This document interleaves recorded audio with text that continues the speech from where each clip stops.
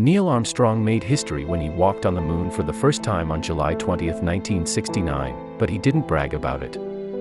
The story of the man who took that first step is less well known than the facts about the mission. Armstrong was such a quiet, level-headed guy that if it weren't for what he did in space, he might have been forgotten. Armstrong didn't want to become a celebrity or use his fame, unlike his outspoken crewmate Buzz Aldrin. Neil Armstrong's career as an astronaut was made possible by the fact that he had always wanted to fly and help people. Some people didn't like how humble he was, but Armstrong won their respect and got the job as commander that would make him famous. Even though there are still moon landing conspiracies, his team reached its goal while millions of people watched on TV. Armstrong may not be one of the most famous people in history, but his hard work, dedication, and humility were key to getting America to the moon. Before Apollo 11, many people had gone into space on rockets. However, they would be the first people to land on another planet, so piloting the lunar module safely down to the moon's surface was a new experience. Neil Armstrong had done simulations on Earth, so when the module's alarms went off 33,000 feet above the moon's surface, he was ready. Ground controllers told them that the computer on board was getting too much information. As Armstrong took over some of the lander's controls, he realized that the automated landing system had sent the module miles away from where it was supposed to land and toward dangerously large rocks. Armstrong took full control of the spacecraft and looked for a place to land through the fog on the moon. He knew he was using more fuel than planned. Armstrong brought the lunar module to a safe stop on the moon's surface with less than 50 seconds of fuel left. Neil Armstrong's ability to handle potentially dangerous flight situations was tested several times before he got on Apollo 11. As part of the Gemini 8 mission in 1966, Armstrong helped make the first successful docking of two spacecraft while they were in orbit. People on the ground were happy at first, but a problem with the technology sent the connected craft into a dangerous spin. Armstrong acted quickly and used the re-entry system to fix the problem after trying other workarounds. He abruptly ended the mission to get himself and his crewmate back to Earth safely. Armstrong spent most of his time after Gemini 8 testing and improving a module that would simulate a landing on the moon. 2 years later, when he was testing the spacecraft, he found himself in another emergency. During a test flight 200 feet above the ground, the module started to smoke and spin in circles. Armstrong jumped out of the spacecraft just seconds before it hit the ground. He then went back to work in the hangar, as if nothing had happened. It was partly by chance that Apollo 11 was the first space mission to land on the moon. Apollo 8, 9, and 10 made small improvements that gave NASA more confidence that a successful moon landing was possible, so Apollo 11 was given the green light to try it.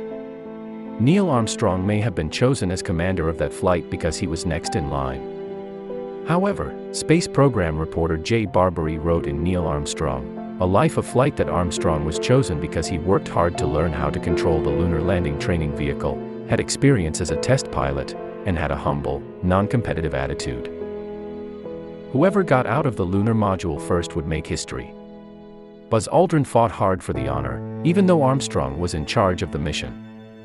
Armstrong, who was trying to be helpful, didn't want to get involved in the discussion and said that the decision was up to NASA officials alone. It is thought that the layout of the module and the fact that Armstrong's seat was closest to the hatch were the deciding factors.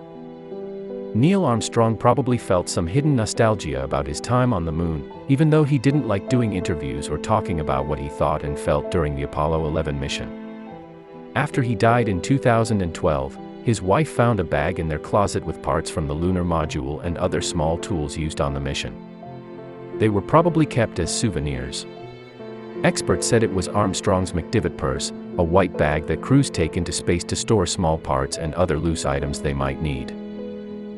Armstrong's bag had his waist tether, an emergency wrench, utility lights, and the data acquisition camera.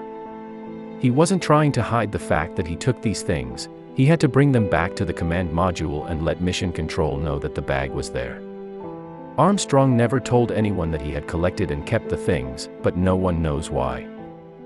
Neil Armstrong and Buzz Aldrin were supposed to sleep after the lunar module landed safely on the moon, but they were too excited to sleep. About 6.5 hours after the spaceship landed and all the safety checks were done, Armstrong opened the door, climbed down the ladder, and became the first person in human history to set foot on the moon. Neil Armstrong and Buzz Aldrin walked on the moon's surface for 2 hours and 36 minutes. They could have celebrated, but they had work to do.